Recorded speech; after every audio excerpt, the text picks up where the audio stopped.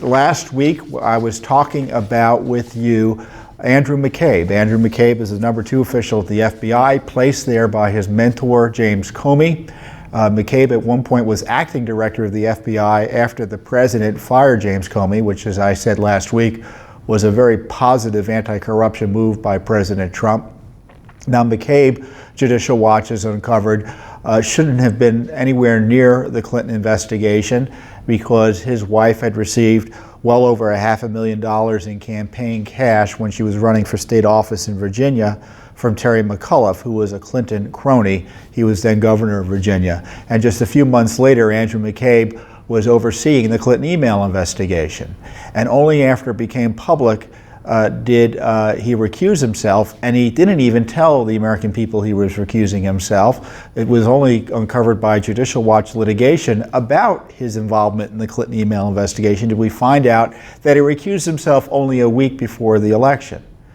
So is that the way it worked over at the FBI? Andrew McCabe shouldn't have been involved in the Clinton email investigation and only pulled out after he was exposed by the media?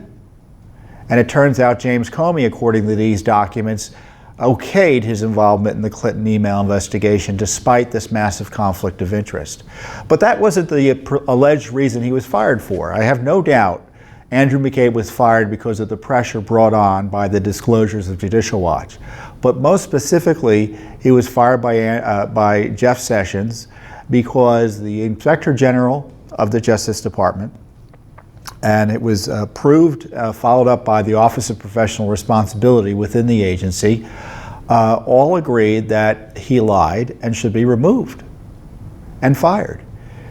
Now, it took weeks of agonizing decision-making by the top levels of the Justice Department and the FBI before he was fired, but he was fired late last Friday. Now, of course, the left reacted and pretended that it was some sort of political move, when in fact, the only politics involved was allowing him to stay there as long as he has, despite the corruption.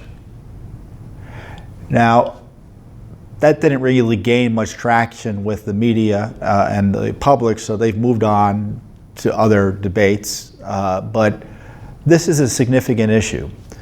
The firing of the #2 director of the FBI for lying and lacking candor. And supposedly he lied about his involvement and approval of leaks to a reporter, specifically in the Wall Street Journal, about the Clinton investigation. And afterwards, McCabe attacked Donald Trump, showing his anti-Trump partisanship, and he suggested that the leaks were approved by James Comey. And James Comey knew he was authorizing communications to the media about the Clinton email investigation. Well, isn't that interesting? Because James Comey testified that he was aware of no such leaks. So did Comey testify truthfully under oath? Well, Mr. McCabe may have inadvertently caused problems for his mentor by saying what he did was approved by James Comey. So now not only should McCabe be investigated for lying to investigators, the Justice Department fired him for lying to FBI agents, internal investigators, whatever.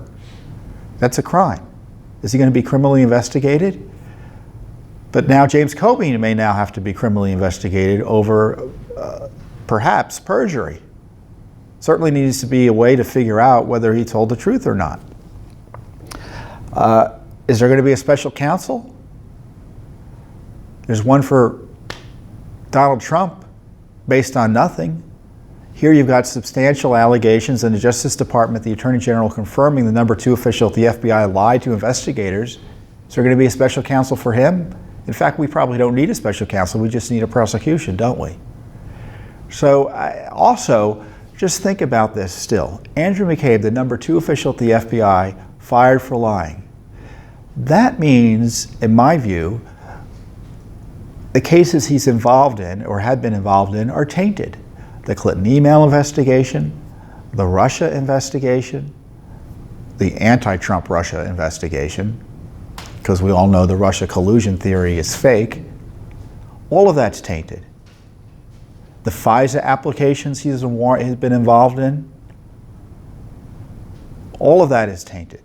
The Robert Mueller investigation, certainly McCabe was involved in that as well, tainted. So this is a significant setback for the deep state and the Mueller investigation, even if the big media, the liberal media, doesn't want you to know about that. And Judicial Watch is still on it because McCabe is still being protected by the Justice Department and the FBI, believe it or not. We've asked for his text messages about the handling of the Clinton email investigation on behalf. We're in federal court. Judicial Watch doesn't come on here and just yap about material and what's going on here in Washington. We're actually doing work to uncover what's going on here in Washington by going to federal court to get records. And along those lines, we're representing a retired FBI senior agent, a supervisory agent, who is suing in federal court on these McCabe text messages. And as I've talked about before, the FBI has refused to turn over one text message and has been thumbing its nose at Judicial Watch, our client, and the courts, and of course you, the American people. Now, anyone who thinks that Sessions firing McCabe is the end of it, no, this is just the beginning.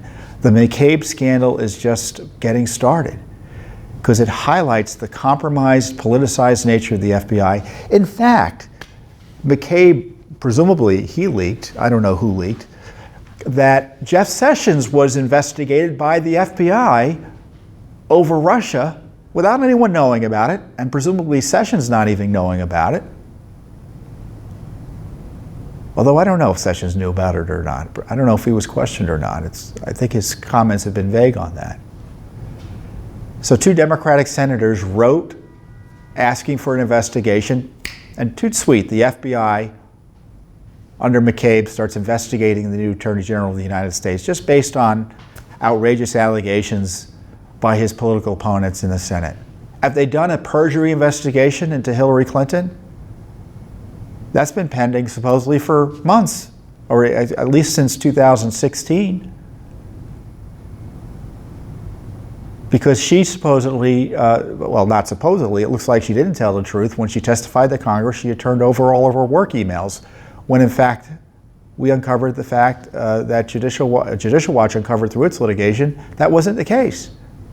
Because the FBI had gone out and recovered emails that she hadn't turned over. Where's the perjury investigation of her? Supposedly Sessions said he didn't talk to the Russians in the context of the campaign and collude with them.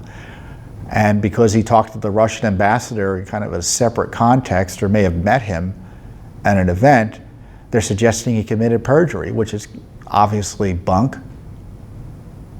But they had a broader request that all of his communications with the Russians be investigated. So Donald Trump is not the only person just being targeted by the deep state. It's Jeff Sessions. And this Andrew McCabe leapt at the opportunity to target Sessions when his allies over in the Senate asked him to. And you have to wonder why it is the Justice Department and the FBI are still protecting him. No indication he's going to be prosecuted, and they're still withholding information about his communications.